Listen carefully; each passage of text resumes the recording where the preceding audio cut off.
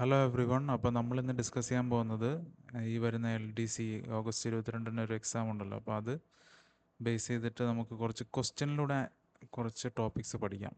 അപ്പോൾ നമുക്ക് ഇന്നൊരു 50 ക്വസ്റ്റ്യൻ ഇന്നത്തെ ഒന്ന് ആൻസർ ചെയ്ത് നോക്കാം. കേരളത്തെക്കുറിച്ച് പരാമർശിക്കുന്ന ഏറ്റവും പുരാതന സംസ്കൃത ഗ്രന്ഥം ഏത്? ഒന്നാമത്തെ ക്വസ്റ്റ്യൻ.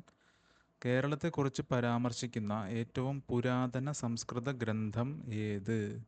അർത്ഥശാസ്ത്രമാണോ, ഐത്തരീയ ആരണ്യകം, മഹാഭാരതം, രാമായണം? ഇതിലേതാണ്? ഇതിൽ കേരളത്തെക്കുറിച്ച് പരാമർശിക്കുന്ന ഏറ്റവും പുരാതന സംസ്കൃത ഗ്രന്ഥമാണ് ഐത്തരേയ ആരണ്യകം. എല്ലാവരും ക്വസ്റ്റ്യൻ കഴിഞ്ഞിട്ടൊന്ന് പോസ് ചെയ്ത് ആൻസർ ചെയ്ത് 50 ക്വസ്റ്റ്യനിൽ എത്ര മാർക്ക് കിട്ടുന്നതെന്നും കൂടെ ഒന്ന് കമൻറ്റ് ചെയ്ത് പറയുന്നതിൽ എന്തെങ്കിലും തെറ്റുണ്ടെങ്കിൽ അതും കൂടെ സൂചിപ്പിച്ച് ഡൗട്ട്സും കൂടെ സൂചിപ്പിച്ച് പോകേണ്ടതാണ് കേട്ടോ. അപ്പോൾ രണ്ടാമത്തെ ക്വസ്റ്റ്യൻ നോക്കാം.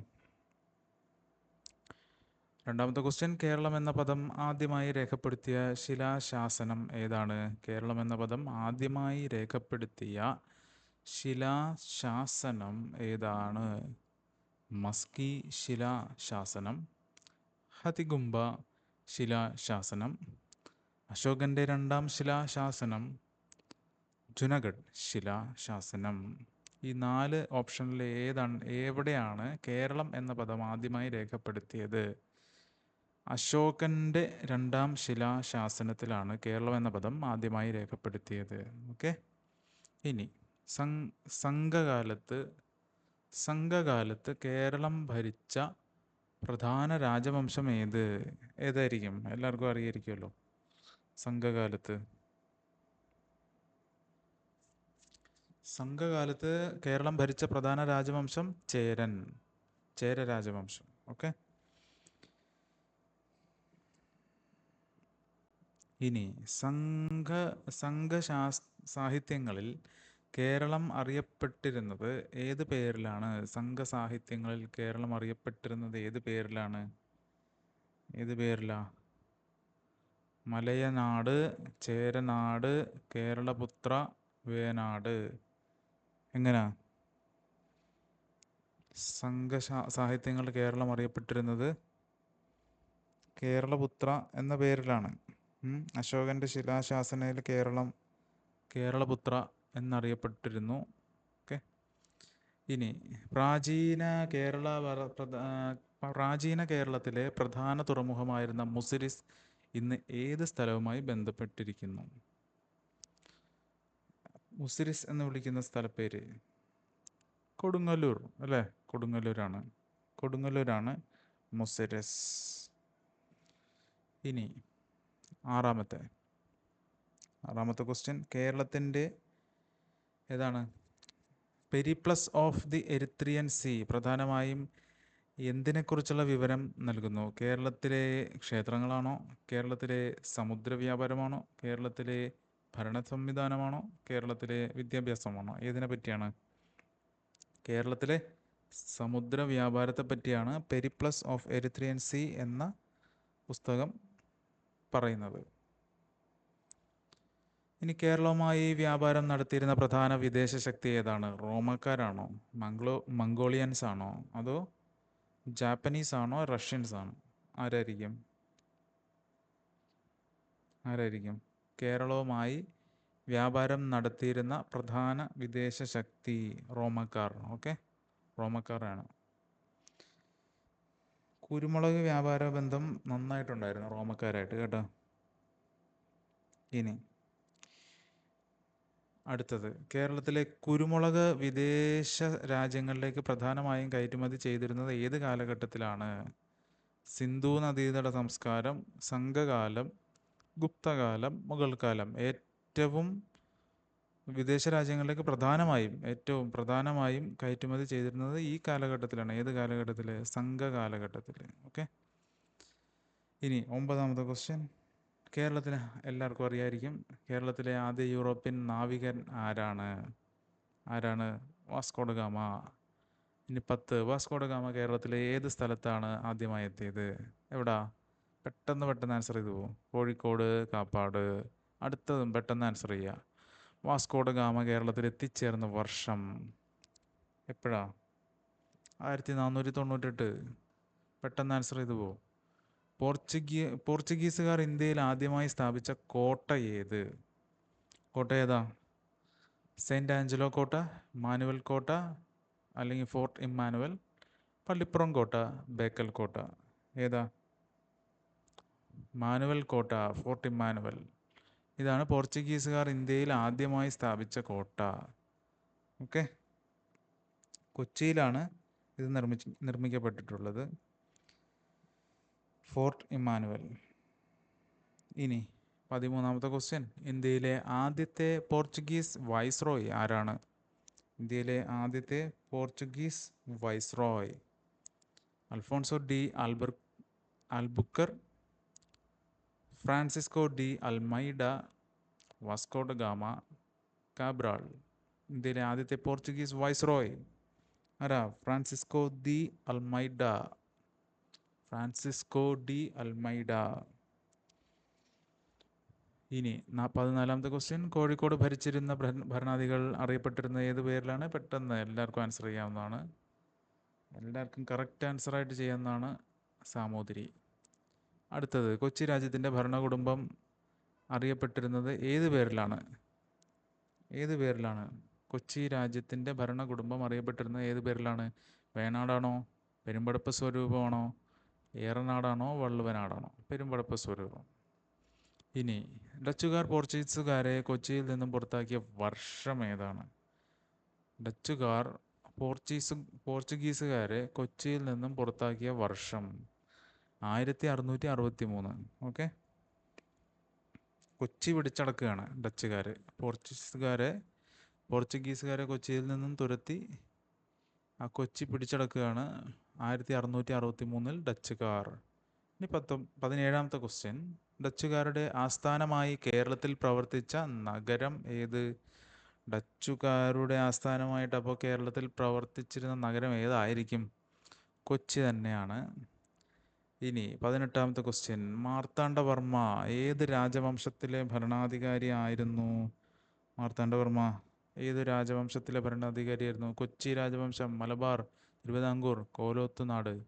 എവിടുത്തെയാ? തിരുവിതാംകൂർ രാജവംശത്തിലെ ഭരണാധികാരിയായിരുന്നു മാർത്താണ്ഡവർമ്മ.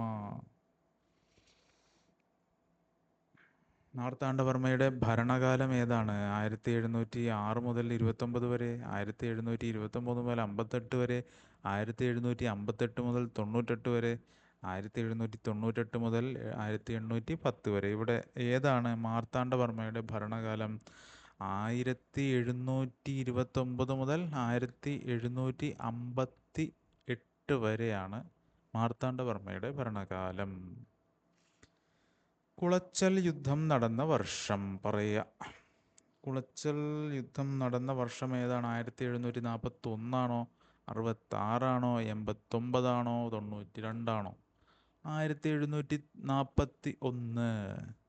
കുളച്ചൽ യുദ്ധത്തിൽ മാർത്താണ്ഡവർമ്മ പരാജയപ്പെടുത്തിയത് ആരെയാ? അപ്പോൾ ആരെയാ? ഡച്ചുകാരെ. ഡച്ചു സേനാനിയായ ഡിലനോയ് പിന്നീട് ആരുടെ സൈന്യത്തിൽ ചേർന്നു? ആരുടെ സൈന്യത്തിലായിരിക്കും ചേരുക?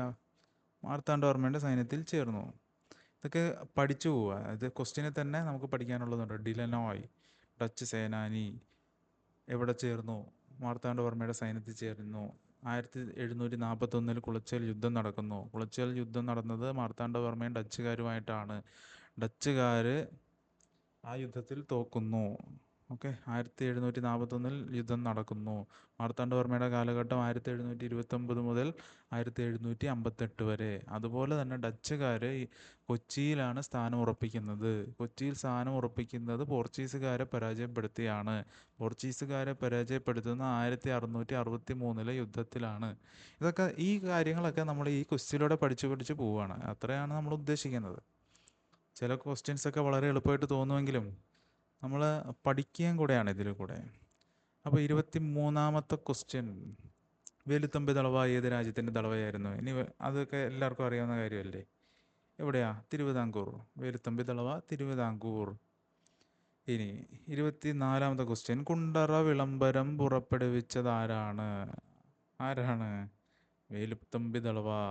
ഓക്കെ, ഇനി അത് എന്നായിരുന്നു വർഷം പറയാൻ പറ്റുമോ ആർക്കെങ്കിലും? കുണ്ടറ വിളംബരത്തിൻ്റെ 1809 കേട്ടോ. അതും ബ്രിട്ടീഷുകാർക്കെതിരെയാണ് കുണ്ടറ വിളംബരം. ഇനി കുണ്ടറ വിളംബരം പുറപ്പെടുവിച്ച വർഷം അത് തന്നെ എപ്പോഴാ? 1809. ഓക്കെ. ഇനി നമുക്ക് 26ാമത്തെ ക്വസ്റ്റ്യനിലേക്ക് പോവാം. മലബാറിലെ കേരള സിംഹം എന്നറിയപ്പെടുന്ന സ്വാതന്ത്ര്യ സമര നായകൻ ആരാണ്? ആരാ കേരള സിംഹം? പഴശ്ശിരാജ. ഇനി പഴശ്ശിരാജ ഏത് രാജകുടുംബവുമായി ബന്ധപ്പെട്ടിരിക്കുന്നു? കോട്ടയം രാജവംശം, മലബാർ. ബി. പഴശ്ശിരാജ ബ്രിട്ടീഷുകാർക്കെതിരായി നടത്തിയ പോരാട്ടം പ്രധാനമായും ഏത് വനമേഖലയിലായിരുന്നു? എല്ലാവർക്കും അറിയാവുന്ന കാര്യം അല്ലേ? വയനാട് വനങ്ങൾ. ഇനി ഹൈദരലി ആദ്യമായി കേരളം ആക്രമിച്ച വർഷം? ഹൈദരലി ആദ്യമായി കേരളം ആക്രമിച്ച വർഷം ഏതായിരിക്കും? 1741 66 80 92 1766. 1766 ഹൈദരാലി ആദ്യമായി കേരളം ആക്രമിക്കുന്നത്. ഇനി അടുത്ത 30ാമത്തത് ശ്രീരംഗപട്ടണം ഉടമ്പടി ഒപ്പുവെച്ച വർഷം പറയുക. ശ്രീരംഗപട്ടണം ഉടമ്പടി ഒപ്പുവെച്ച വർഷം 1792. തേർഡ് ബാറ്റിൽ ആംഗ്ലോ മൈസൂർ വാർ. ഇനി ടിപ്പു സുൽത്താൻ കൊല്ലപ്പെട്ടത് ഏത് യുദ്ധത്തിലാണ്? ഒന്നാമത്തെ ആംഗ്ലോ മൈസൂർ വാറാണോ? 2, 3, 4? ഏത് ആംഗ്ലോ മൈസൂർ വാറിലാണ് ടിപ്പു സുൽത്താൻ കൊല്ലപ്പെട്ടത്? 4ാം ആംഗ്ലോ മൈസൂർ യുദ്ധം. 4ാം ആംഗ്ലോ മൈസൂർ യുദ്ധത്തിൽ കൊല്ലപ്പെടുന്നു. 1799 അത് നടന്നത്. 4ാം ആംഗ്ലോ മൈസൂർ യുദ്ധം. ശക്തൻ തമ്പുരാന്റെ ഭരണകാലത്ത് തൃശ്ശൂർ വികസിപ്പിച്ച പ്രധാന കേന്ദ്രം ഏത്? തൃശ്ശൂരിൽ വികസിപ്പിച്ച ഒരു പ്രധാന കേന്ദ്രം ശക്തൻ തമ്പുരാന്റെ കാലത്ത് ഏതായിരിക്കും? തേക്കിൻകാട് മൈതാനം, കിഴക്കേക്കോട്ട, തിരുവനന്തപുരത്തല്ലേ? അങ്ങനെയുള്ള ഓരോ ഹിൽ പാലസും പത്മനാഭപുരം ഒക്കെ എവിടെയാണ്? പല മറ്റ് സ്ഥലങ്ങളിലാണ്. എന്തായാലും തൃശ്ശൂരല്ല. തെക്കിൻകാട് മൈതാനത്ത് തന്നെയാണ് ശക്തൻ തമ്പുരാൻ്റെ ഭരണകാലത്ത് തൃശ്ശൂരിൽ വികസിപ്പിച്ച പ്രധാന കേന്ദ്രം. ഇനി തൃശ്ശൂർ പൂരം ആരംഭിച്ചത് ആരാണ്? അത് നേരത്തെ നമ്മൾ കണ്ടതാണ് അല്ലേ? ശക്തൻ തമ്പുരാൻ തന്നെ. തൃശ്ശൂർ പൂരം വികസിപ്പിച്ചത് ശക്തൻ തമ്പുരാൻ. ഇനി കേരളത്തിലെ ആദ്യ ജനപ്രതിനിധി സഭയായ ശ്രീമൂലം പ്രജാസഭ സ്ഥാപിതമായ വർഷം ഏത്? കേരളത്തിലെ ആദ്യത്തെ ജനപ്രതിനിധി സഭയാണ് കേട്ടോ, ശ്രീമൂലം പ്രജാസഭയാണ്. അതിൻ്റെ വർഷം കുറേ ഫാക്ട്സ് നമുക്ക് ഈ ക്വസ്റ്റ്യനിലൂടെ പഠിക്കാനുണ്ട്. അതിൻ്റെ വർഷം പറഞ്ഞോ? 1904 സ്ഥാപിതമാവുന്നത്. ഇനി 35ാമത്തെ ക്വസ്റ്റ്യൻ. ശ്രീമൂലം പ്രജാസഭ സ്ഥാപിച്ച ഭരണാധികാരി ആര്? ശ്രീമൂലം പ്രജാസഭ സ്ഥാപിച്ച ഭരണാധികാരി ആരാണ്? ശ്രീമൂലം പ്രജാസഭ. ശ്രീമൂലം തിരുനാൾ അല്ലേ? ശ്രീമൂലം തിരുനാളാണ് സ്ഥാപിച്ചത്. എന്താണ് ശ്രീമൂലം പ്രജാസഭ? ശ്രീമൂലം പ്രജാസഭ എന്തെന്ന് പറഞ്ഞാൽ കേരളത്തിലെ ആദ്യത്തെ ജനപ്രതിനിധി സഭയാണ് ശ്രീമൂലം പ്രജാസഭ. അത് വർഷം സ്ഥാപിതമായത് 1904. ഇനി 36ാമത്തെ ക്വസ്റ്റ്യൻ. തിരുവിതാംകൂറിൽ ക്ഷേത്രപ്രവേശന വിളംബരം പുറപ്പെടുവിച്ച ഭരണാധികാരി ആരാണ്? തിരുവിതാംകൂറിൽ ശ്രീ ചിത്തിര തിരുനാൾ ബാലരാമവർമ്മയാണ് തിരുവിതാംകൂറിൽ ക്ഷേത്രപ്രവേശന വിളംബരം പുറപ്പെടുവിച്ച ഭരണാധികാരി. ശ്രീ ചിത്തിര തിരുനാൾ ബാലരാമവർമ്മ. ഇനി ക്ഷേത്രപ്രവേശന വിളംബരം പുറപ്പെടുവിച്ച വർഷം പറയാം. ക്ഷേത്രപ്രവേശന വിളംബരം പുറപ്പെടുവിച്ച വർഷമാണ് 1936. 1936 ക്ഷേത്രപ്രവേശന വിളംബരം പുറപ്പെടുവിച്ച വർഷം.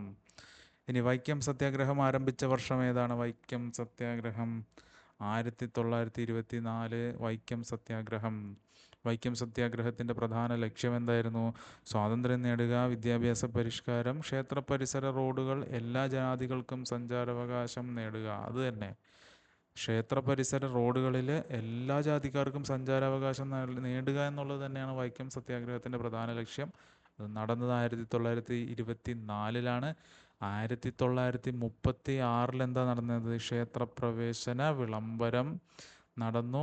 ആര് ചെയ്തു? ശ്രീ ചിത്തിര തിരുനാൾ ബാലരാമവർമ്മ ചെയ്തു. ഇതൊക്കെയാണ് നമ്മൾ ഇതിൽ കൂടെ പഠിച്ചു പോകുന്നത്. ഇനി 40, ഗുരുവായൂർ സത്യാഗ്രഹം പ്രധാനമായും എന്തിനു വേണ്ടിയായിരുന്നു? ഗുരുവായൂർ സത്യാഗ്രഹം എന്തിനു വേണ്ടിയായിരുന്നു? ക്ഷേത്രപ്രവേശന അവകാശത്തിന് വേണ്ടി തന്നെയായിരുന്നു അല്ലേ? ഗുരുവായൂർ ക്ഷേത്രപ്രവേശന അവകാശം. ഐക്യ കേരള പ്രസ്ഥാനം പ്രധാനമായും ലക്ഷ്യമിട്ടത് എന്തിനെയാണ്? കേരള മദ്രാസ് സംസ്ഥാനത്തിൽ ലയിപ്പിക്കാനാണോ കേരളത്തെ, അതോ മലയാളം സംസാരിക്കുന്ന പ്രദേശങ്ങളെ ഏകീകരിക്കാനാണോ? ഐക്യ കേരള, മലയാളം സംസാരിക്കുന്ന പ്രദേശങ്ങളെ ഏകീകരിക്കുക എന്നുള്ളത് ഒരു ഉത്തരം തന്നെയായിട്ട് വരും. ഇനി കേരള സംസ്ഥാനം നിലവിൽ വന്നത് ഏത് തീയതിയാണ്? എല്ലാവർക്കും അറിയാം, കേരളപ്പിറവിയായിട്ടുള്ള നവംബർ 1, 1956 കേരളം സംസ്ഥാനമായിട്ട് വന്നത്. ഇനി കേരള സംസ്ഥാനം രൂപീകരിക്കപ്പെട്ടത് ഏത് നിയമത്തിൻ്റെ അടിസ്ഥാനത്തിലാണ്? State reorganisation act 1956. വർഷം നോക്കിയിട്ടാണെങ്കിലും നിങ്ങൾ അത് എഴുതുക ഉത്തരമായിട്ട്. ഇനി കേരളത്തിൻ്റെ ആദ്യ മുഖ്യമന്ത്രി ആരാണ്? അതും എല്ലാവർക്കും അറിയാമായിരിക്കും, EMS നമ്പൂതിരിപ്പാട്. കേരളത്തിൻ്റെ ആദ്യ ഗവർണർ ആരാണ്? ബർഗുല രാമകൃഷ്ണ റാവു. ഓക്കെ, കേരളത്തിൻ്റെ ആദ്യ ഗവർണർ ബർഗുല രാമകൃഷ്ണ റാവു, ആദ്യ ഗവർണർ. ഇനി കേരള നിയമസഭയുടെ ആദ്യ സ്പീക്കർ ആരാണ്? കേരള നിയമസഭയുടെ ആദ്യ സ്പീക്കർ KM സിതി സാഹിബ്. സാഹിബാണ് കേരള നിയമസഭയുടെ ആദ്യ സ്പീക്കർ. സ്വതന്ത്ര കേരളത്തിലെ ആദ്യ നിയമസഭാ തിരഞ്ഞെടുപ്പ് നടന്ന വർഷം. സ്വതന്ത്ര കേരളത്തിലെ ആദ്യ നിയമസഭാ തിരഞ്ഞെടുപ്പ് നടന്ന വർഷമാണ് 1957. ബി ആണ്, ആറല്ല. കേരളം രൂപീകരിക്കപ്പെട്ട വർഷം 57 എന്ന് പറഞ്ഞാൽ സ്വതന്ത്ര കേരളത്തിലെ ആദ്യ നിയമസഭാ തിരഞ്ഞെടുപ്പ് നടന്ന വർഷമാണ് 1957. ഇന്ത്യയിൽ ജനാധിപത്യ രീതിയിൽ തിരഞ്ഞെടുക്കപ്പെട്ട ആദ്യ കമ്മ്യൂണിസ്റ്റ് മന്ത്രിസഭ നിലവിൽ വന്ന സംസ്ഥാനവും ആരാണ്? കേരളം തന്നെയാണ്. അതും EMS നമ്പൂതിരിപ്പാടായിരുന്നു ആദ്യ കമ്മ്യൂണിസ്റ്റ് മുഖ്യമന്ത്രി. അങ്ങനെ കേരളത്തിലെ ആദ്യ കമ്മ്യൂണിസ്റ്റ് മന്ത്രിസഭയുടെ മുഖ്യമന്ത്രി EMS നമ്പൂതിരിപ്പാട്. ഇപ്പം നേരത്തെ പറഞ്ഞ ഫാക്റ്റ് തന്നെ ക്വസ്റ്റ്യൻ ആയിട്ട് വന്നു. ഇനി 50-ാമത്തെയും അവസാനത്തെയുമായിട്ടുള്ള ക്വസ്റ്റ്യൻ, കേരളത്തിലെ ആദ്യ കമ്മ്യൂണിസ്റ്റ് മന്ത്രിസഭ അധികാരമേറ്റ വർഷം ഇപ്പോൾ ഏതായിരിക്കും?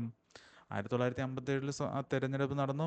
മിക്കവാറും 1957 തന്നെ ആണ് കേരളത്തിലെ ആദ്യ കമ്മ്യൂണിസ്റ്റ് മന്ത്രിസഭ അധികാരമേറ്റ വർഷവും. അപ്പോൾ ഇത്രയും ഫാക്റ്റുകൾ നമ്മളിപ്പോൾ, ചെറിയ ഫാക്റ്റുകളാണെങ്കിലും നമ്മൾ ക്വിസിലൂടെ നോക്കിക്കഴിഞ്ഞു. ഇനി നമുക്ക് നാളെ വേറൊരു ക്വസ്റ്റുമായിട്ട് വരാം. അപ്പോൾ ഇന്നത്തേക്ക് ബൈ.